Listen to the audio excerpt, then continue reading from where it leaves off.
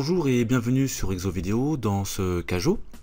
Ici le thème abordé c'est le choix des investissements. Donc l'énoncé est le suivant.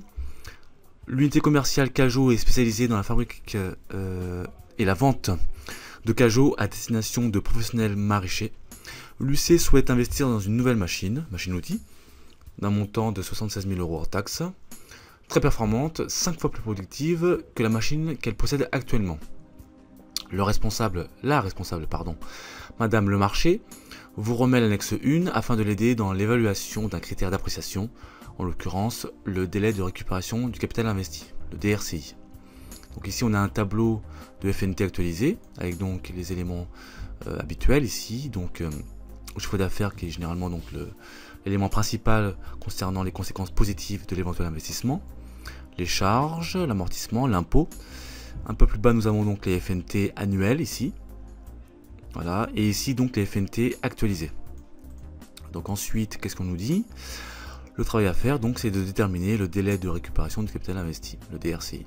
Bien, je vais donc laisser visible cette partie, voilà, et je me dirige vers la partie proposition de correction. Donc en fait ici, pour répondre à cette question, on va effectuer un petit tableau ici avec donc les périodes, les FNT actualisés et le cumul des FNT actualisés. Donc ici les périodes ça va être bien sûr N, N plus 1, N plus 2, etc. Les FNT actualisés ce sont les montants que nous allons reprendre ici dans le tableau de détermination des FNT. Et ici nous allons faire le cumul. Donc ici on a commencé donc le tableau.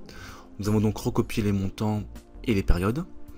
Pour le cumul, eh bien, on va cumuler au fur et à mesure donc les montants de FNT actualisés. Donc la première année, eh bien, il n'y a aucun cumul entre guillemets puisque c'est la première année plus 0.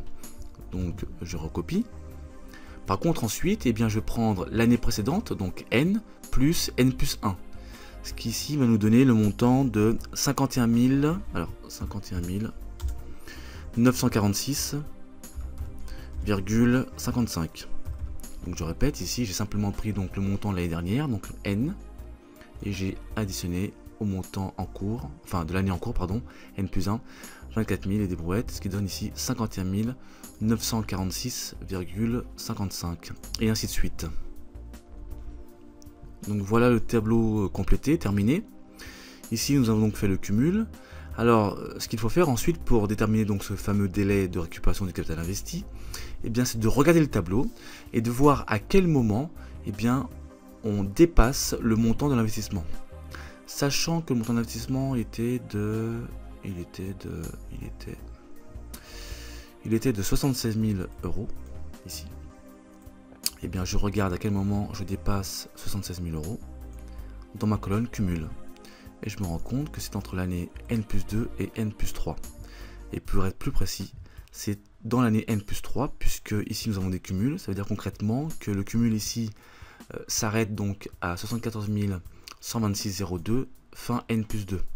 Donc forcément, notre DRCI se trouve courant N plus 3. Donc en conclusion, eh bien, on peut dire que sur ce critère du DRCI, l'entreprise peut investir, puisque comment dirais-je, la période à partir de laquelle l'entreprise commence à récupérer ses fonds est inférieure à la période totale, je dirais, de l'investissement du projet. En l'occurrence ici N plus 3. Donc voilà ce qu'il fallait dire sur cet investissement, sur cette exo vidéo. Donc ici j'ai écrit quelque chose qui en fait revient à dire ce que je viens de dire à l'instant. Voilà.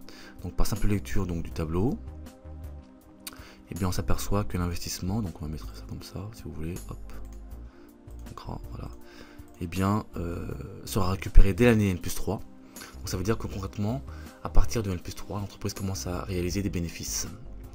Voilà, elle a récupéré son capital investi et donc réalise des bénéfices. Voilà, je vais donc maintenant revenir sur la partie